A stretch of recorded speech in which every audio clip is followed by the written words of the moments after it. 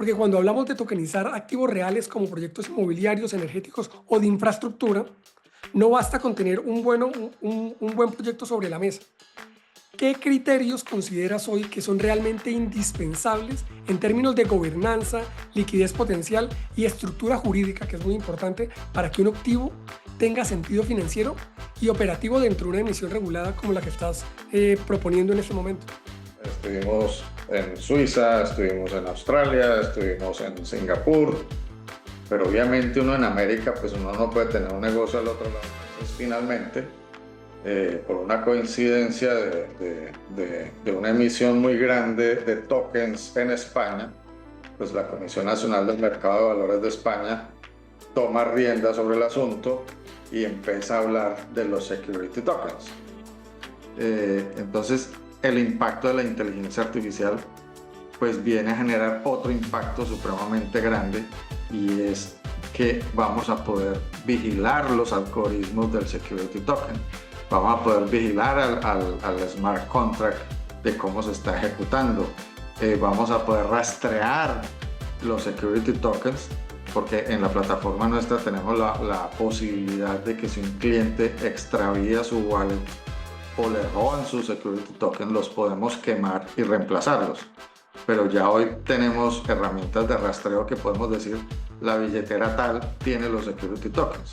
Entonces en blockchain no hay nada que desaparezca. Puede ser que se pierda, pero no hay nada que desaparezca. Entonces la incidencia de la inteligencia artificial es grandísima. Bienvenidos a Finanzas en Automático, el espacio donde exploramos cómo la tecnología y la automatización están apoyando a transformar la gestión financiera de las empresas. Si buscas herramientas para convertir tu flujo de caja en el motor de crecimiento de tu negocio, este es tu lugar. Suscríbete al podcast y no te pierdas los próximos episodios.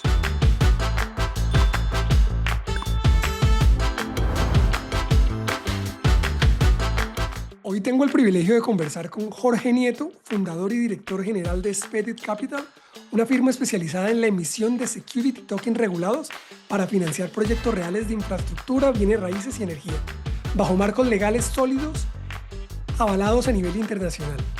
Con más de 30 años de trayectoria, liderando proyectos de inversión en banca, riesgos, consultoría y tecnología, Jorge ha logrado algo poco común: traducir la complejidad financiera en soluciones tokenizadas que cumplen con regulaciones internacionales y abren nuevas puertas para inversionistas institucionales.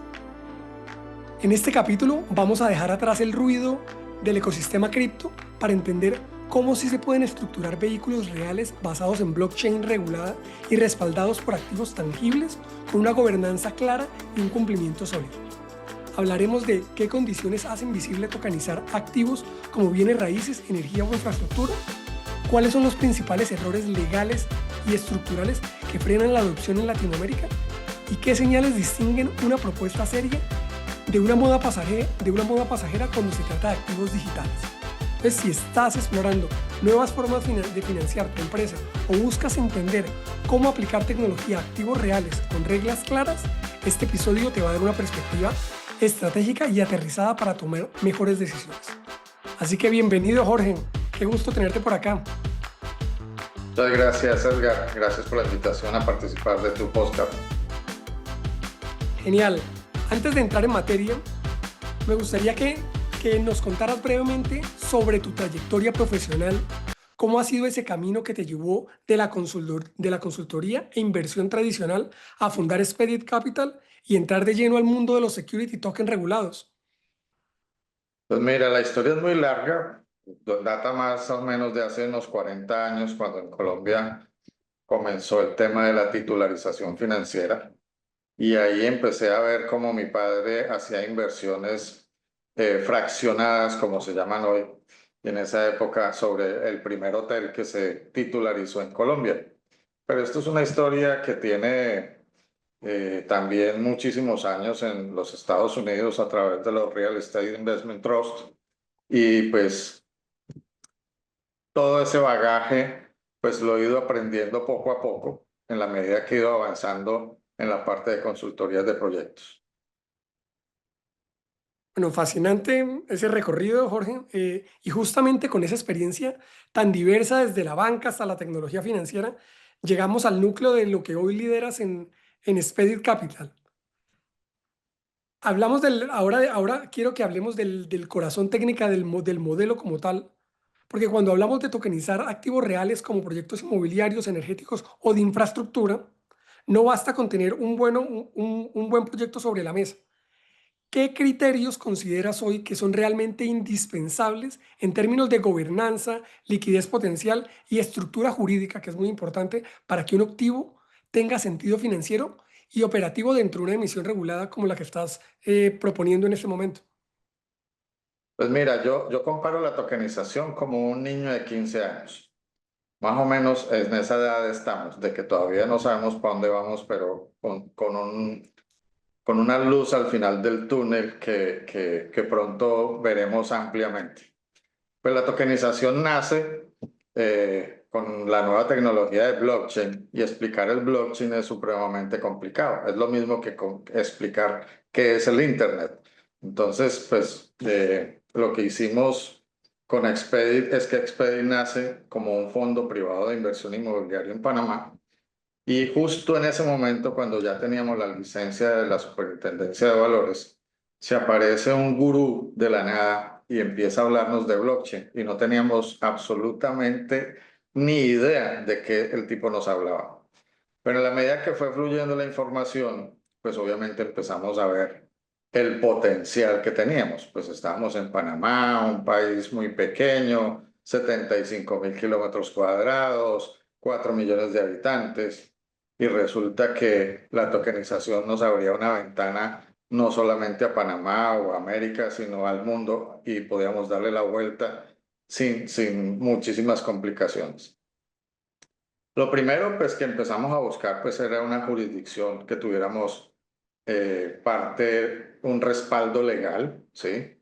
Como una entidad que estábamos regulados por una superintendencia de valores, pues dijimos, no, pues tenemos que seguir el mismo camino, porque también hicimos tokenizaciones de computadora, como le digo yo. Entonces, emitimos un primer token a través de Polycom, eh, pero no tenía ningún respaldo. Entonces, ¿cómo justificábamos entre un inversionista ese respaldo? ¿Cuál era el respaldo legal? ¿Sí? Y si no hay garantía legal, pues obviamente no hay ninguna garantía sobre la emisión. Lo otro era no caer en la raya de la captación masiva de dinero y el potencial lavado de activos. Entonces, por un solo cliente que se te queje, pues podríamos caer en eso. Entonces, digamos que hemos ido evolucionando, tuvimos otro segundo intento ya con una plataforma española, empezamos a conocer el tema de España y en medio de la pandemia, pues que cambió muchísimas cosas, digamos que se aceleró el tema. Y ese tema se fue por el camino de los NFTs. Entonces empezamos a ver cómo poder hacerlo a través de los NFTs. Hay cosas que se pueden hacer en los NFTs, pero todos sabemos ya la historia de los monkeys y de todas las figurines que salían en las redes. Qué pasó con el primer token del primer tweet, quién lo compró y quién se quedó con la platica. Y que al final el inversionista pierde pues absolutamente todo porque se convierte en un documento PDF o JPG o PNG en el celular y hasta ahí llega el valor. Entonces, buscando mucho más de eso, pues tuvimos un periplo muy grande. Estuvimos en Suiza, estuvimos en Australia, estuvimos en Singapur, pero obviamente uno en América, pues uno no puede tener un negocio al otro lado del mundo. Entonces, finalmente, por una coincidencia de una emisión muy grande de tokens en España, pues la Comisión Nacional del Mercado de Valores de España toma rienda sobre el asunto y empieza a hablar de los security tokens. Entonces, los security tokens, para no alargar la historia, pues es el único instrumento digital que tiene la cualidad de ser un instrumento bursátil registrable en cualquier comisión de valores. Y ahí es donde nosotros encontramos el camino. Pero dejando claro qué tipo de activos son viables, viene un desafío, creo que aún mayor, ¿no? Que es lograr que esa viabilidad se traduzca en una estructura, como decías, legal pero funcional para el mercado de Latinoamérica. No. Exacto. En esa línea, ¿cuáles han sido los principales vacíos o barreras regulatorias que has tenido que enfrentar en este momento al tokenizar activos en Latinoamérica y cómo han abordado temas clavos como la custodia o la representación legal del activo subyacente, que creo que es algo muy importante para el inversionista? Pues de la frontera de Estados Unidos hacia el sur, pues no tenemos absolutamente ninguna entidad reguladora que nos permita tokenizar, ¿sí? Y tokenizar en el sentido de que podamos emitir los security tokens. Entonces, en este sentido, pues nos toca utilizar los mismos canales e instrumentos legales que son compatibles con el mercado de valores. Y ahí pues ya tenemos un punto de anclaje o dos puntos de anclaje, y es que ya hoy, después de 5 años, la Comisión Nacional del Mercado de Valores Española ha homologado ante la Unión Europea los requisitos necesarios para tokenizar un bien activo o un activo financiero. Entonces ya con esa base, eh, hace 2 años Estados Unidos firma un tratado de doble comunicación, de doble vía con España, y eso abre la puerta a que los security tokens emitidos en Europa sean registrables en los Estados Unidos ante el SIC. Entonces digamos que ya tenemos dos puntos cercanos a través del cual podemos hacerlo. Y hay un punto intermedio que poca gente lo conoce a profundidad, pero lo ha oído hablar, que es las Islas Vírgenes Británicas, que están en el Caribe, muy cerca de Colombia, con una legislación que es aceptada por muchísimos inversionistas. Entonces digamos que cuando vamos a tokenizar un activo en Colombia, por decirlo, que no tiene ninguna legislación ni siquiera de criptoactivos, pues tenemos que recurrir a mecanismos compatibles con el mercado de valores. Entonces, en este sentido, digamos que a través de BVI habríamos el holding de tokenización, ¿sí? Se lanza el Security Token Offering en la comisión de valores que escojamos, y con base en esto, pues creamos el smart contract o el white paper o el folleto de inversión, como lo quieran llamar. Y ese folleto de inversión, pues digamos que tiene unas características y unas verticales de qué es lo que vamos a tokenizar. En el caso de Expedit Capital, pues hemos escogido dos verticales muy directas, que son real estate en la parte comercial. No tokenizamos ni apartamentos, ni casitas, ni proyectos pequeños. Tokenizamos literalmente proyecciones de commercial real estate. Y obviamente algo que ya durante más de 20, 25 años o 30 años se ha venido hablando, y es el tema de generación de energía verde. Entonces, esas son las dos verticales que nos interesan. La fusión de las dos verticales es lo que más buscamos, con proyectos certificados LEED o proyectos que tengan certificaciones verdes de Europa o de América. Y ahí entonces empezamos a utilizar lo que es la tokenización de los derechos, porque mientras no haya una relación directa entre la tokenización y el registro en blockchain de la propiedad, pues no podemos hablar de tokenización de bienes raíces, por ejemplo. Entonces ahí habríamos un juego de cosas o de términos y de términos jurídicos, donde podemos definir, oye, no vamos a tokenizar el edificio X, sino los derechos del edificio X, ¿sí? Entonces, eso es lo que hacemos. Y ahí empezamos a estructurar lo que normalmente, y la ley de hoy nos obliga, y es a proteger el activo. Y la mejor forma es proteger el activo a través de un patrimonio autónomo fiduciario. Entonces, ese patrimonio autónomo, digamos que es el punto de conexión entre el registro público, dueño del, del del bien raíz, y la sociedad en BVI. Entonces, si ya te has dado cuenta, ya tenemos tres estructuras legales en un solo bien. Y de esa forma podemos garantizar a los inversionistas de que los recursos que se inviertan en ese proyecto pues van a ser bien utilizados. En el caso de Expedit, nosotros nos reservamos no solamente la emisión, sino que nos reservamos la auditoría del proyecto y la interventoría del proyecto. O sea que si nuestra gente no autoriza el avance y desembolsos, pues obviamente no vamos a permitir que ocurran casos que son normales en el sector de la construcción, de que se desembolsan los dineros y el constructor destina los recursos para otras cosas que no son per se del proyecto. Bueno, con eso me queda claro que una cosa es estructurar bien un modelo, pero otra muy diferente es estructurar eh, y mostrar un impacto financiero, aunque sean en etapas tempranas, eh, dado que estamos en un periodo que en Latinoamérica hasta ahora estamos entrando en materia, porque esto se está revolucionando día a día. No sé si tengas algún caso que hayas seguido de cerca, puede ser en Europa o en otras partes de Asia o incluso en Estados Unidos, donde la emisión de un security token regulado haya marcado una diferencia clara, ya sea para facilitar el acceso al inversionista calificado o acelerar ciclos de levantamiento de capital o incluso reducir costos estructurales en el financiamiento que conocemos tradicionalmente. Sí, la dicotomía es que el token o el security token represente la propiedad, ¿sí?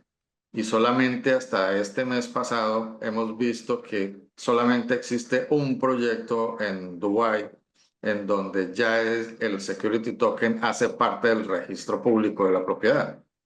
Mientras tanto, en Europa, en España, en Singapur, en Suiza, se han dado muchísimos procesos de emisión de security tokens que han acelerado el apetito de los inversionistas, está garantizando la liquidez de los instrumentos, está garantizando la rentabilidad. Eh, Casualmente estoy escribiendo un artículo que se llama Desde las ICOs hasta los STOs y en ese artículo explico cómo el 90% de esas ICOs pues, se convirtieron en estafas y solamente un 10% se convirtieron en realidades. Pero ya hay muchísimos procesos y pues tenemos ya dos superentidades muy potentes a nivel mundial, pues que es JP Morgan y BlackRock, que ya hoy juntos suman cerca de 6.000 millones de dólares en security tokens de sus carteras financieras. Y si nos vamos a remitirnos al security token market, pues estamos viendo de que la mayor transaccionabilidad que hay de security tokens están sobre los bonos de los Estados Unidos. Entonces ya estamos viendo que antes decíamos, no, para el 2030 posiblemente vamos a tener un valor de capitalización de los security tokens de 2 billones. Y resulta que hoy ya vamos en 65 billones. Entonces, esto es un proceso que ha ido acelerándose con los años. Ya Latam entendió, ya Brasil entendió, ya Argentina acaba de sacar su regulación. México sigue apegado al tema de su ley fintech. Eh, pero ya Estados Unidos dijo, a través del último acto ejecutivo de Trump, dijo, Estados Unidos se va a convertir en el hub mundial de activos financieros, perdón, de activos digitales. Entonces, pues eso ya es un paso muy grande. Y obviamente, pues lo que más se oye y lo que confunden la gente es qué es un token. O sea, un token puede ser un Bitcoin, pero nosotros estamos en una partecita de ese gran mercado de valores o de criptoactivos que se llaman los security tokens. Entonces, pues hay mucho por hacer todavía. Gracias a una empresa que nació con nosotros casi que en la misma época, que es Securitize, que Securitize es una compañía américo-española. Ellos son los socios de BlackRock y pues obviamente tienen ya mucho más expertise en casos reales. Nosotros estamos en la fase de educación del mercado de la TAM, de que los inversionistas entiendan que es un security token, que no es otra cosa que es un título fiduciario bursátil, ¿sí? Que en el caso de México, por ejemplo, pues estamos hablando de que las fibras tienen emisiones por alrededor de los 25 billones de dólares. Eso es creo que es el 2% o el 3% del PIB de México. Estamos hablando de Brasil a través de eh, eh, BTG Pactual, que están tokenizando su cartera financiera en un mercado prácticamente cerrado, pero ya estos tipos están hablando de 10 billones de dólares. Entonces, hablar de proyectos en real estate o en green energy, de que sean exitosos en la TAM, pues digamos que todavía estamos en esa fase. Existen proyectos tokenizados, pero el fondo es cómo están legalizados ante el reclamo de un inversionista, ¿sí? O en el caso de un desastre del proyecto. No, justo ahí quería llegar, porque más allá del diseño técnico o del potencial del activo, hay una pieza clave que suele definir si un proyecto avanza o no y es la percepción del inversionista, ¿no? Correcto. Cuando se presenta hoy una oportunidad tokenizado, ¿cómo vislumbras presentarle esto a un family office o a un actor institucional? ¿Cuáles son o serán los principales argumentos o marcos que tienes o que tendrás que construir para generar la confianza y tipos de métricas, ya sean estructuras o validaciones, que serán claves para despertar el interés de aquellos actores que todavía pueden tener ese, esas dudas por el periodo en el cual estamos pasando? Pues mira, básicamente uno tiene que garantizarle a los inversionistas es que el valor de la confianza, ¿sí? Porque en el mercado pueden pasar un millón de cosas y eso no hace parte de la responsabilidad de Expedi como emisor o como plataforma de emisión.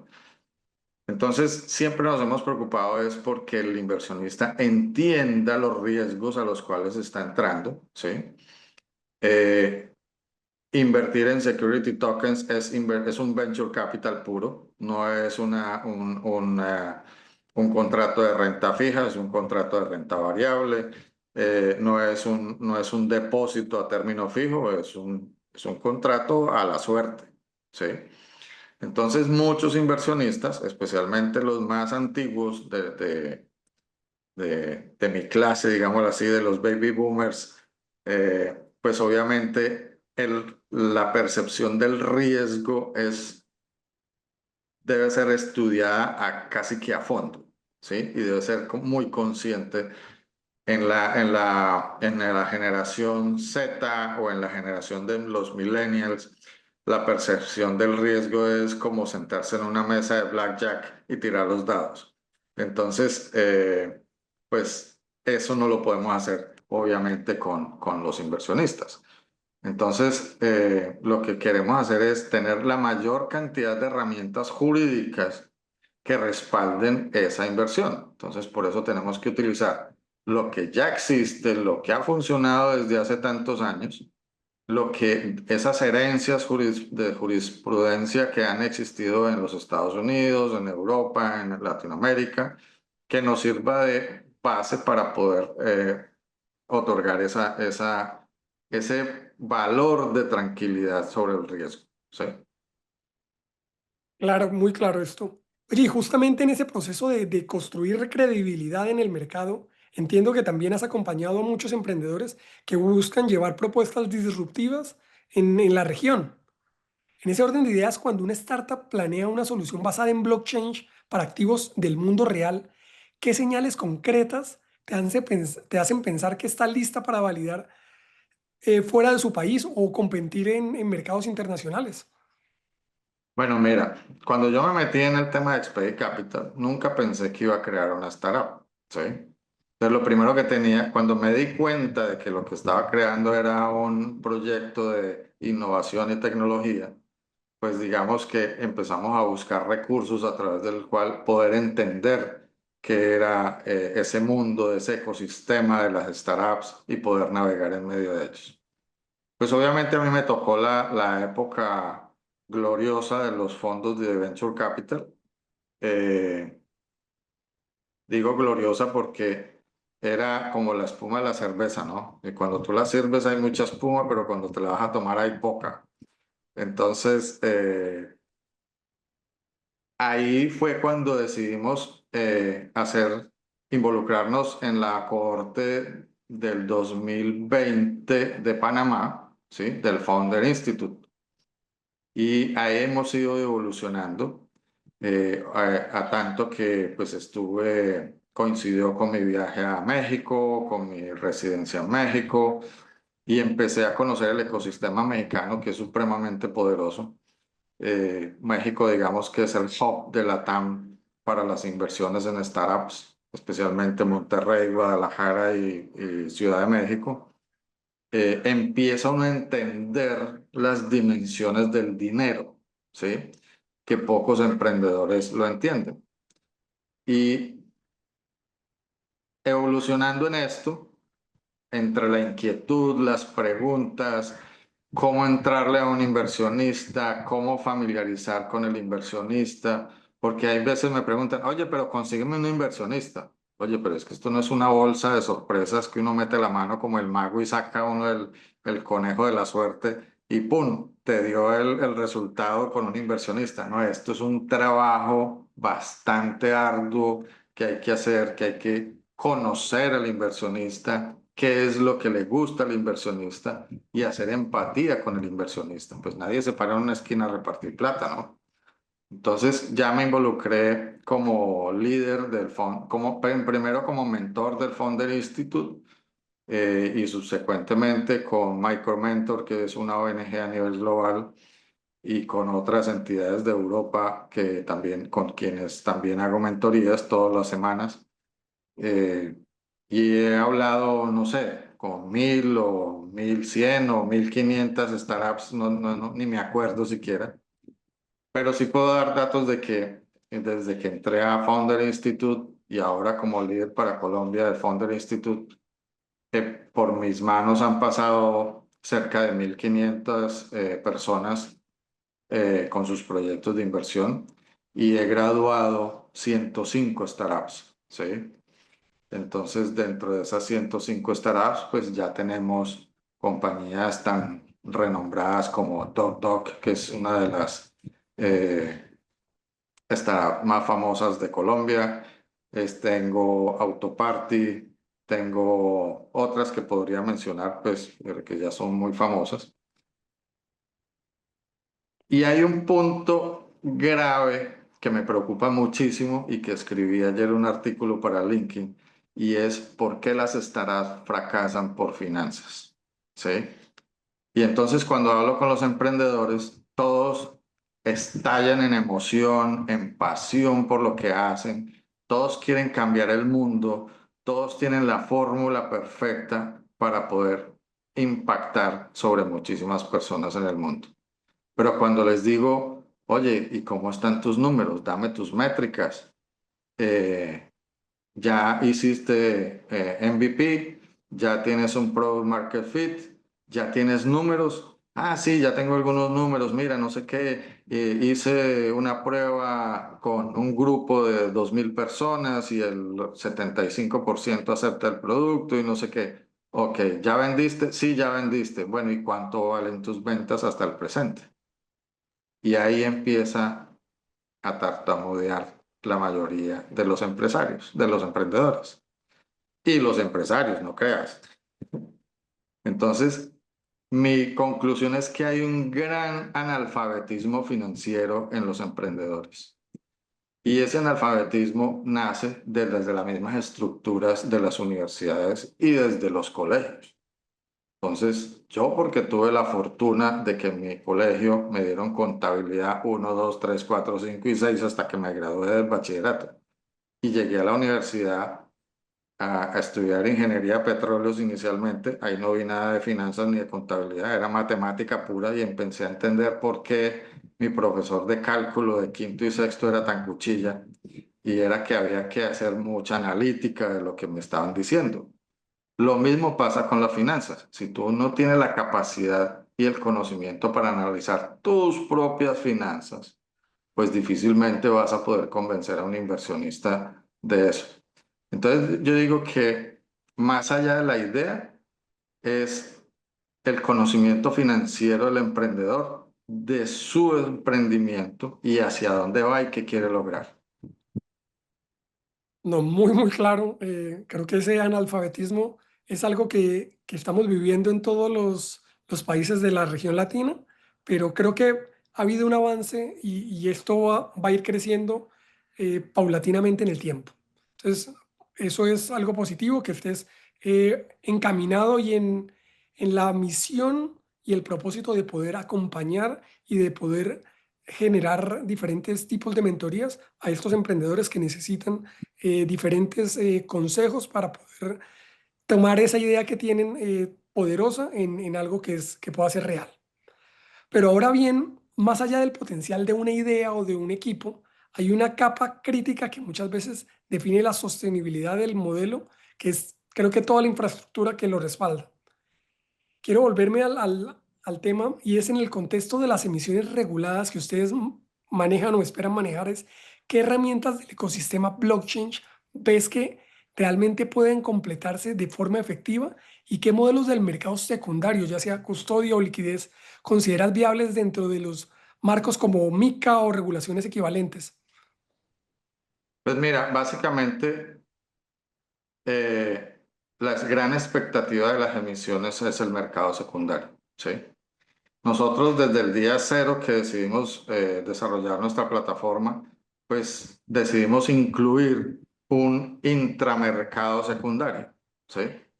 De tal forma de que nuestros usuarios el día de mañana quieran hacer alguna transacción con sus security tokens, pues lo puedan hacer tranquilamente. Entonces, esa digamos que es nuestra primera base de mercado secundario. Si tú te pones a ver los mercados secundarios de los títulos inmobiliarios bursátiles, por decir algo, pues el valor de recompra es catastrófico, ¿sí? En Colombia es como del 42%. Eso es mortal. O sea, tú no puedes hacer una transacción por el 42% de tu valor. Entonces, lo que buscamos es que a través del mercado secundario, pues la gente tenga esa facilidad. Y hoy, o sea, es que esto ha cambiado, o sea, cada mes cambia algo. Hoy tenemos un mercado secundario bastante activo, pero no es institucional, sino que es casi privado. Entonces, estamos hablando ya de que ese security token que nosotros emitíamos antes por el ERC20, pues digamos que eso era un niño de teta que no sabía ni siquiera hablar ni mucho menos caminar. Y ahora estamos hablando de que tenemos el ERC4236, que es el T-Rex, que ya es, como su nombre lo dice, es el super dinosaurio que se va a comer a los demás porque cumple con todas las normativas y regulaciones. Entonces, esto ha cambiado muchísimo. Eh, lo que buscamos es que pronto, muy pronto, vamos a ver acciones dentro, por ejemplo, del mercado alternativo bursátil de Madrid, que es un campo buenísimo para poder comercializar los security tokens. Eh, Va a haber una apertura, pero esto lo acaban de anunciar en los Estados Unidos hace muy poquito. No pasa de una semana, y es que ya bueno, se me olvidó el nombre en este momento, estas hipotecas sobre las viviendas van a poder estar respaldadas por stablecoins o por security tokens. Entonces, digamos que se está dando esa expectativa de mercado, esa expectativa de liquidez de los títulos, de que nosotros cuando hablábamos de que los security tokens pueden ser colateralizados para poder adquirir bienes a través del fiat o bienes materiales como en este caso la vivienda de una persona. O que el inversionista diga, pues no, es que yo tengo X cantidad de security tokens y los quiero volver más líquidos sin renunciar a ellos. Entonces, pues eso ya se está dando. Entonces la historia es muy rápida. Y te pongo un ejemplo. Antes, hacer una evaluación de un proyecto nos tomaba hasta 6 meses y poder decir, le vamos o no le vamos al negocio para titularizarlo. ¿Sí? Yo llevo titularizando 30 años. Hoy tenemos herramientas de inteligencia artificial que en menos de 15 minutos ya estamos dando conclusiones. Entonces, esto ha ido muchísimo más rápido. Hoy estamos involucrando el tema de inteligencia artificial en la plataforma precisamente para que esas métricas que necesitamos conocer versus el mercado real, pues sean compatibles con los productos que vamos a sacar y respalden el interés del inversionista. Y en ese sentido, ¿cómo visualizas el aporte, ya que estás tocando temas de inteligencia artificial, de la automatización y la trazabilidad en la evolución de mercados o modelos financieros que buscan alinearse con entornos institucionales cada día más exigentes? Mira, hoy, o sea, digamos que la primera automatización que nosotros hicimos sobre la plataforma, pues fue todo el tema de KYC y anti-money laundering, ¿sí? Y esto es como la historia del fax, ¿sí? Pues todo el mundo sabía escribir la carta, pero nadie sabía cómo llegaba el fax. Bueno, que un oficial de cumplimiento pasara de estudiar a un cliente 2, 3 meses para poder abrirle la cuenta a tener una autenticación y una validación de cuenta en menos de 10 segundos, pues eso fue fantástico para nosotros. Imagínate uno escribir el número de la cédula, el número de la persona, su número de pasaporte, saber si sus documentos eh, no sean falsos, ¿sí? Hoy tenemos herramientas de deepfake que nunca nos imaginamos tener, ni la huella digital, pues yo ya no tengo huellas, entonces cómo hace uno para validar al cliente por huellas?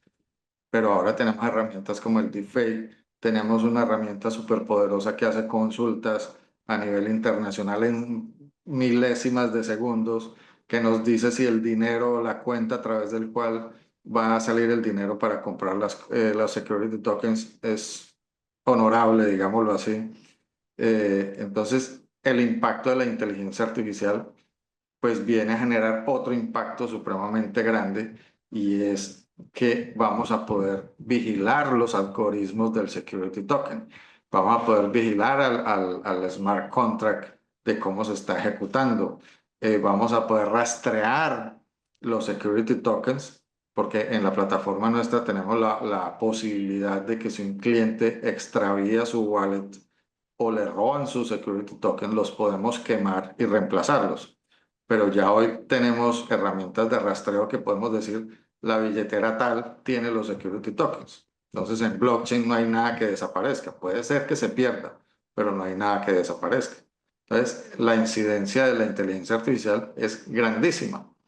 Eh, Hace un mes tengo una inteligencia artificial en mi celular que es mi asistente personal y tengo hasta conversaciones de media hora con ella para definir temas o definir una propuesta o definir, analizar a un negocio y ver qué tan factible es. Entonces la incidencia es grande, ¿no? Bueno, y con todos estos avances en la infraestructura, como mencionas, y en la forma que se construyen los sistemas financieros, también considero que hay una transformación silenciosa, pero profunda, por lo menos en los roles de liderazgos dentro de las empresas. En tu opinión, ¿cuál será el mayor cambio estructural que enfrentarán los CFOs en los próximos años conforme a la automatización financiera y a las soluciones reguladas basadas en blockchain que se integran o que se integrarán al mundo corporativo como parte del día a día? Pues los CFO tenían un reto gigantesco. Antes hablábamos de que los notarios, los abogados, los contadores, etcétera, iban a desaparecer poco a poco. Y poco a poco han ido desapareciendo porque ya hay muchas herramientas en esto. Ahora con la inteligencia artificial, pues los CFOs, yo siempre digo que, y lo acaba de decir el CEO de OpenAI, que hay que vigilar a la inteligencia artificial, porque la inteligencia artificial depende de la forma en que tú escribas el prompt y le solicites la información. Entonces, muchas veces la especialización ya no es en conocer los números, sino ahora vamos a aprender a escribir prompts, así como aprendimos a escribir en Word y aprendimos a escribir en Excel y a hacer presentaciones en PowerPoint y hacer presentaciones en Canva. Entonces, la tecnología va supremamente rápido. Entonces, el CFO yo pienso que se va a tener que especializar es en escribir prompts correctos para que le dé resultados correctos. Y dependiendo de su analítica intelectual, tiene que definir si la inteligencia artificial está acertando en el diagnóstico o en el supuesto concepto que le esté dando. No, eso me queda claro, pero para quienes están viendo esta transformación desde el terreno corporativo, como mencionabas, creo que he hablado con varios colegas y tienen mucho interés, pero también muchas dudas por dónde empezar. Entonces, si una empresa tradicional quiere dar ese primer paso hacia la tokenización sin tener que desmontar su operación actual, ¿qué capa funcional o componente tú deberías priorizar primero, ya sea la representación de legal del activo o la trazabilidad digital o el marco regulatorio o una combinación de todo, en aras de poder aterrizar esto en la práctica? Mira, yo hablaba hasta hoy con cerca de 25 fondos de inversión inmobiliario, entre esos todos los fondos de inversión colombianos, muchos de Panamá y otros de Texas. Y todos coinciden en una sola cosa. A ellos no les preocupa la legalidad, no les preocupa la tecnología.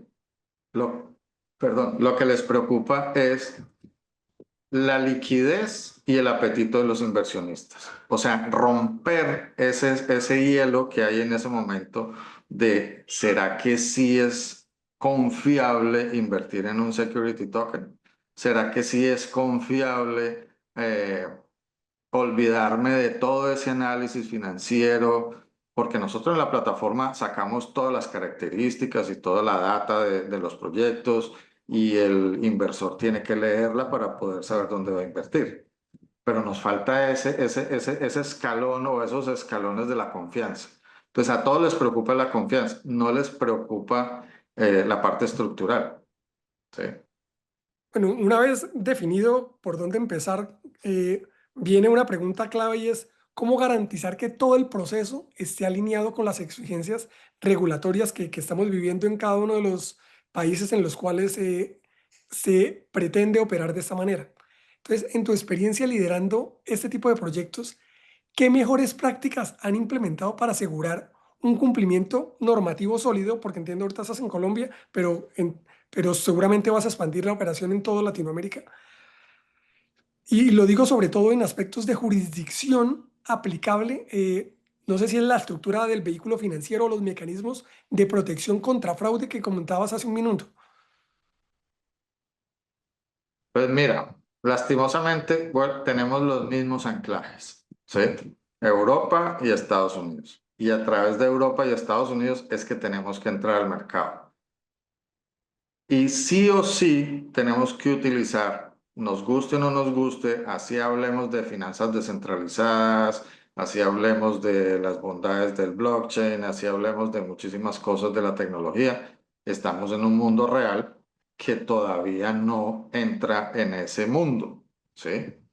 Entonces, sí o sí tenemos que, uno, utilizar la ley que nos provea como anclaje de seguridad. Y dos, participar de todos los intermediarios y todas las herramientas del mercado de valores que hay en cada país. Entonces, nuestra conclusión es que nosotros no nos vamos a quedar en el esfuerzo de evangelizar a todo el mundo, ¿sí? Sino que vamos a ir literalmente contra la corriente. Entonces, vamos a hacer nuestra primera emisión de Security Token, si Dios quiere, ahora en el segundo semestre de este año. Vamos a hacer una emisión en Europa, la vamos a registrar en los Estados Unidos y nos vamos a venir a LATAM a registrar en México, Brasil, Chile, Argentina y Colombia. Y lo vamos a Igual, registrar como un título bursátil digital, ¿sí? Que es exactamente igual al registro de Microsoft, de Google y de cualquier compañía tecnológica que se transa en una bolsa de valores en el mundo. No, muy valioso eso que compartes, porque en la práctica muchas organizaciones subestiman la complejidad legal y terminan improvisando en puntos donde no deberían. Bueno, ahora para cerrar con una nota un poco más ligera, me gustaría tener una serie de preguntas rápidas para conocerte también desde otro ángulo u otra perspectiva, ¿no? ¿Tienes en este momento algún libro que haya marcado tu camino o que recurras cuando necesitas consultar algún tema de interés? Tengo el único. Hay un libro que aprendí a leer, ¿sí? No solamente a ojearlo, sino que aprendí a leer porque hay que aprenderlo a leer. Es un libro que no se puede leer textualmente, que es la Biblia. Y dentro de la Biblia, pues está el libro de Proverbios. Ahí, digamos que he encontrado la mayor cantidad de respuestas. Eh, Obviamente tengo muchos libros y dentro de todos los libros del ecosistema, pues digamos que el que más me gusta es el de el de Uri Levine, que es el de Enamórate del problema y no de la solución, porque es un libro que me ha demostrado que no soy el tonto que ha estado jugando contra los muros y ha rebotado y que no estoy solo en este mundo, ¿sí? Entonces es un libro que digamos que me ha reafirmado mi vida de emprendedor. Yo soy una persona, yo soy emprendedor serial desde muy joven. En toda mi carrera profesional solamente he tenido dos puestos y tengo que confesar que de los dos puestos me han votado por bueno, no y por pendejo, por hacer cosas más allá de lo que me tocaba hacer. Entonces, ahí decidí que toda mi vida, durante 35 años, he vivido de mis propias experiencias. He aprendido a dominar a un pariente que se llama el ego, ¿sí? Porque ese ego lo traiciona a uno. Entonces uno dice, no, pero es que yo estoy montado aquí en este coso y yo ya soy el unicornio y después de mí no hay nadie. Mentira, porque la vuelta de la esquina te tropiezas y caes en el andén, te rompes todo y te toca recoger el ego en pedacitos y volverlo a armar. Entonces, ese libro, digamos que es el de mi mayor consulta, ese es el que duerme en mi mesa de noche y ahí he encontrado todo. No es que sea el más religioso del mundo, pero digamos que soy un buen practicante de mi religión católica, pero he entendido que no hay que leer textualmente, sino que hay que interpretar lo que uno lee para poder entender. No, sin duda creo que es la mejor forma, la mejor manera de poder analizar lo que otra persona quiere transmitirnos a través de los textos. Exacto. Ahora, ¿tienes alguna plataforma o herramienta digital que no pueda faltar en tu día a día? Pues tengo Headway, que la escucho 2 veces al día, por ejemplo. Me encanta escuchar los resúmenes de los libros, de los miles de libros que escojo al azar o que me salen sugeridos a través de Headway.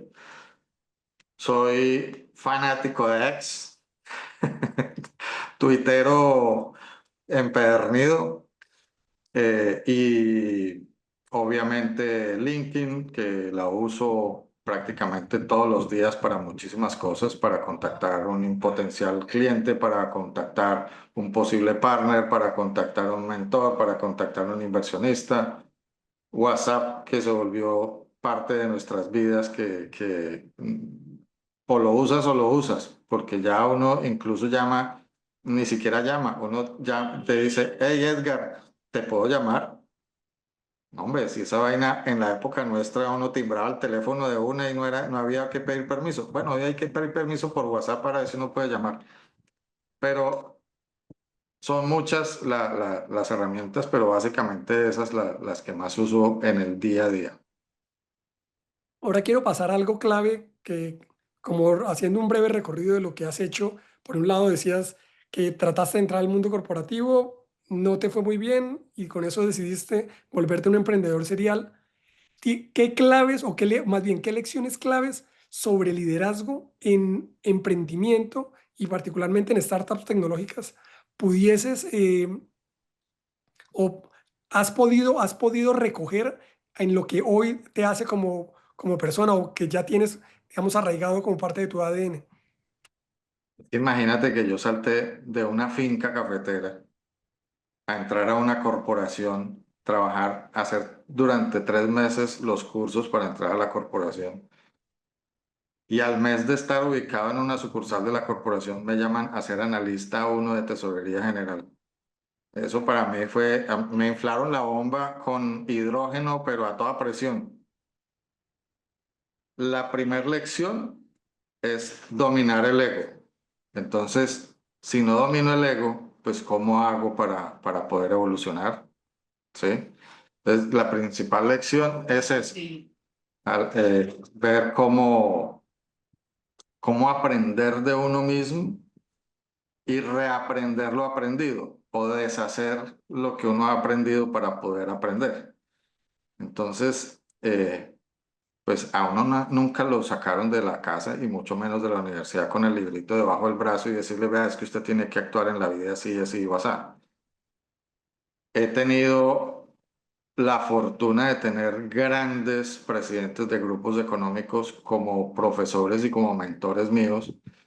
Me llevo en el corazón todo lo que he aprendido con ellos y digamos que ellos fueron parte de ese equipo domador del ego, ¿sí?